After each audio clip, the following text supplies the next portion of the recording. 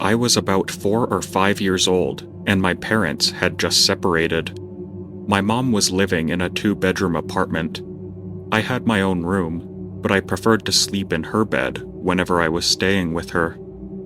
Our 2 bedrooms were at the end of a hallway, directly across from each other.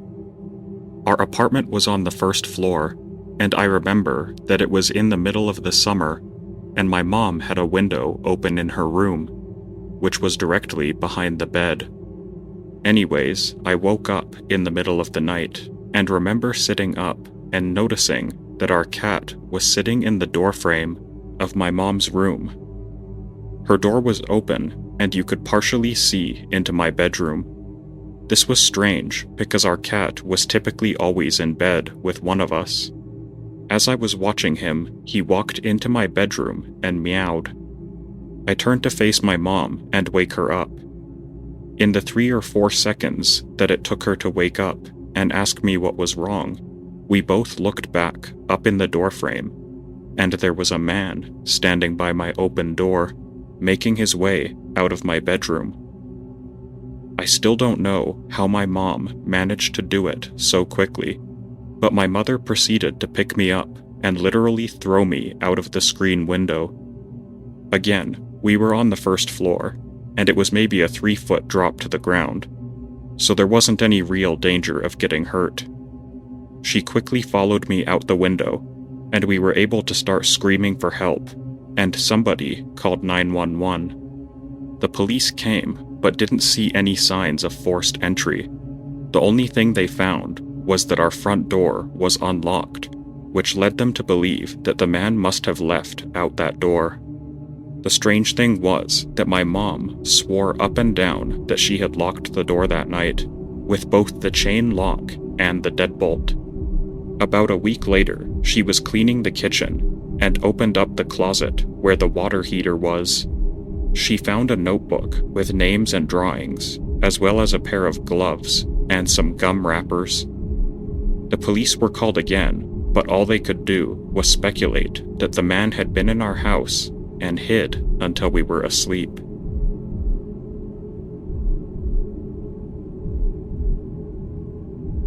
I used to work in a trailer park for my parents.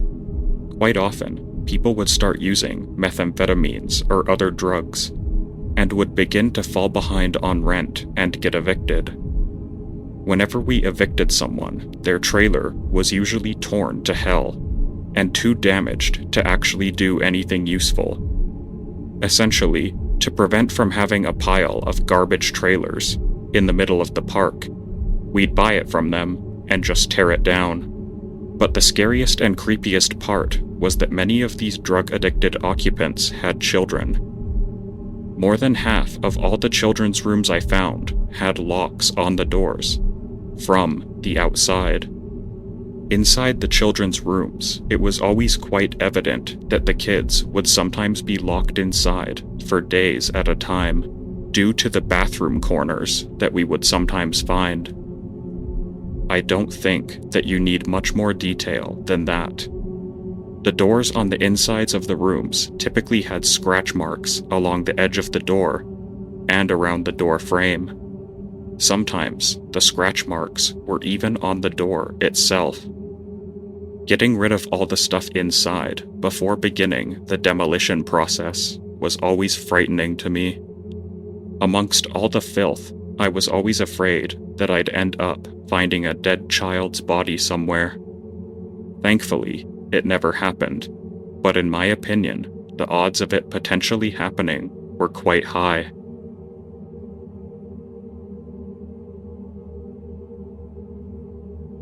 I live out in the country, with more woods and fields around me than houses. There are several dirt paths through the woods that farmers use for their tractors and vehicles all during the day. I like to run on these paths because it's usually quiet and there's usually no traffic, unlike with busier roads.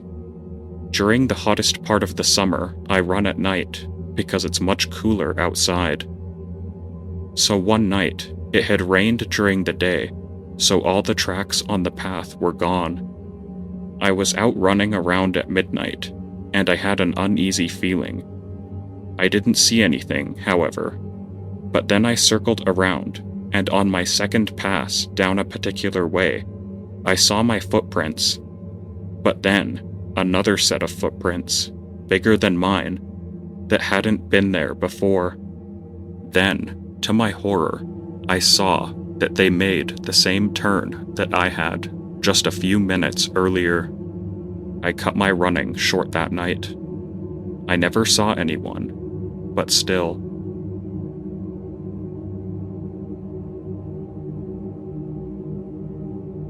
I'm an exit security guard at a warehouse, so I see 100 or so truckers a day and hear all of their stories. The strangest was a trucker in his mid-30s. He's a father of 2, and his wife would buy his kids movies on audio CDs so they could all listen to their favorite movies while riding in the car. When that trucker went back to work, he would borrow a couple of these CDs from his kids to keep himself awake. Late one night, this trucker was trying his hardest to stay awake, and even listening to Toy Story 3, he couldn't fight off the drowsiness. So he decided to pull into a truck stop to take a short power nap. As he naps, he has a dream that the character Woody keeps telling the trucker that he looks tired and needs to find a place to get some sleep. The trucker asks him where they should go, and Woody tells him that there is a place a few miles away that the trucker can sleep at. After a couple more miles, they finally reach the location and park the truck. He thanks Woody for his help and tells him good night. A couple hours after the trucker went down for his nap, he wakes up slowly and looks out of his window.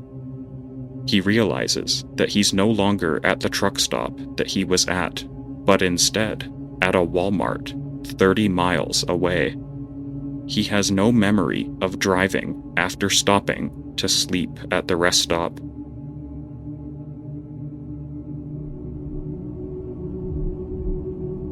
A few months ago, I downloaded a program for my phone called Sleep as Android.